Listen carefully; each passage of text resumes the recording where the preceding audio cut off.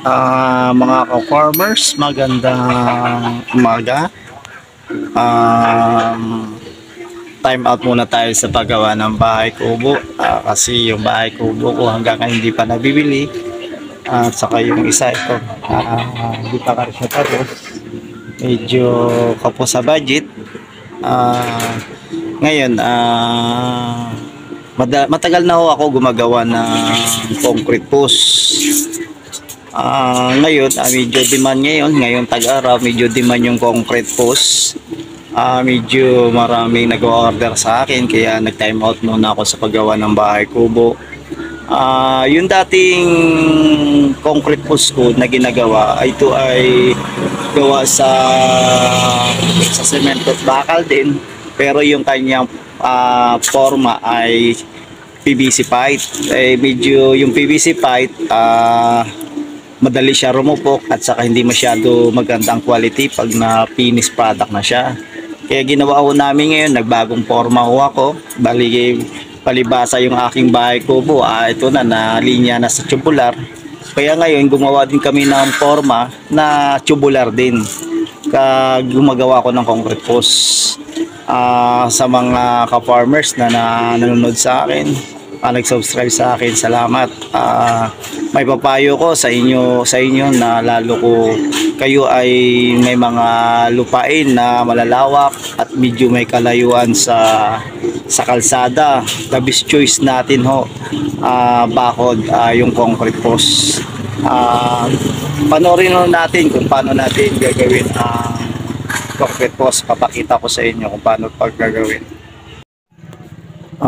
Mga ka-farmers, ito tapos ko na putulin yung mga bakal na pamposti. Bali ang bakal nito sa loob, tatlo.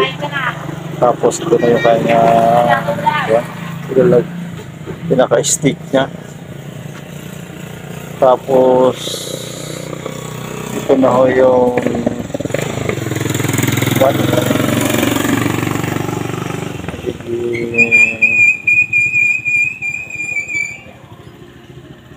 gagawin ko concrete post niya, yung kanyang forma sa kanyang concrete post. Ito na, yan.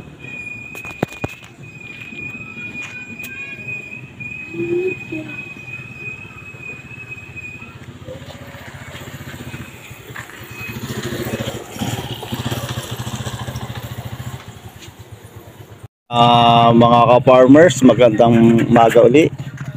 Yung mga pinutol namin kahapon na bakal, ito na ho yun.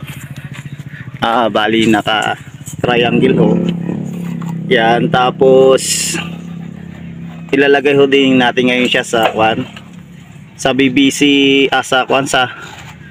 sa ating forma na na tubular. Ito ngayon, ganyan ang proseso nga. Ilalagyan, nilalatagan muna ho namin ng plastic ang likod, ang ilalim ng tubular na forma. Yan. Saka ngayon ito ho, ilalagay ho namin yung ilalagay ho namin ngayon yung bakal. Yan.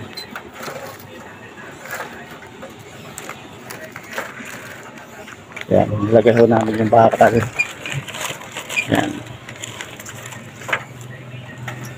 Medyo maaga nagsimula si kuya kasi masyado daw mainit.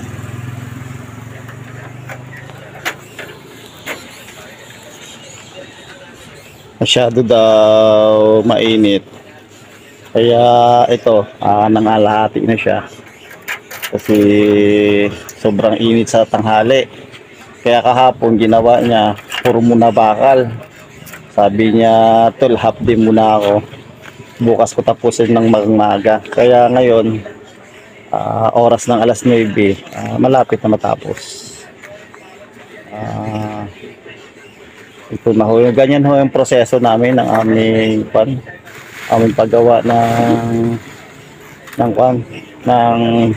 aming concrete post. Tapos ito na ho yung aming halo ngayon. Yan. Bali ang timpla ho namin dito class plus iho kasi yung nagagawa namin na mga ka-farmers, class iho yung aming halo niyan kasi ito, ayan, may graba pa siya. Tapos ang nagagawa ho namin sa 15 piraso na concrete post lang ho, bali 2 sakong semento. Kaya class A ho yung timpla niyan. Tapos naka-triangle pa ang bakal natin sa loob. Kaya matibay ho yung ating concrete post. Paggawa ng concrete post, doon na baklas na namin kahit sariwa. Bali 1 day pa lang o to. Pero kailangan tanggalin kasi bukas di-deliver namin.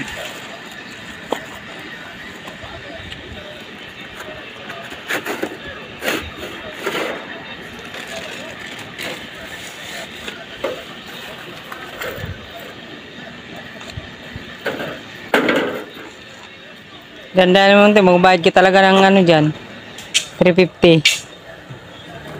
Yan mga ka-farmers, ganyan yung proseso namin.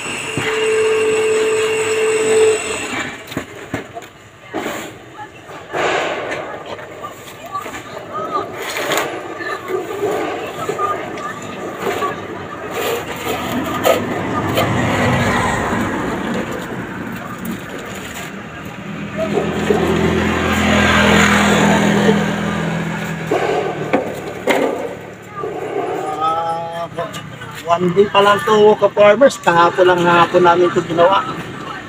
Kaso kailangan na maibilad kasi dideliver namin bukas.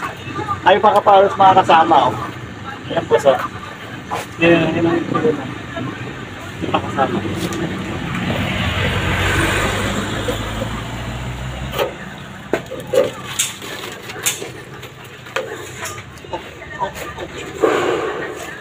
Ano na plastic? Ayan po.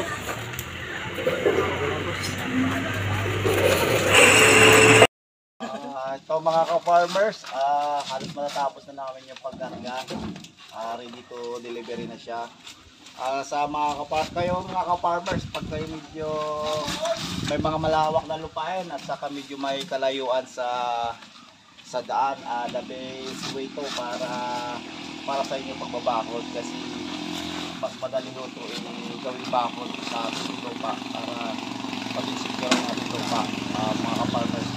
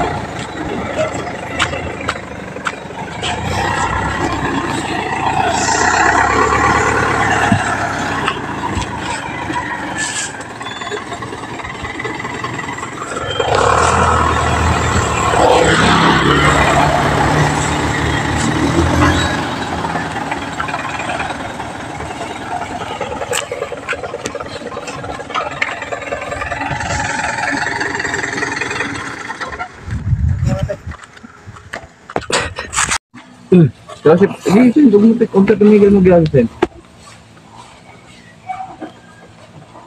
Tatagyan sa ganun siya, pagkataas ka siya. Sarap ito. Hindi, ay, gago. Alam ko, dalawa kami lumita. Sige, tagyan ko.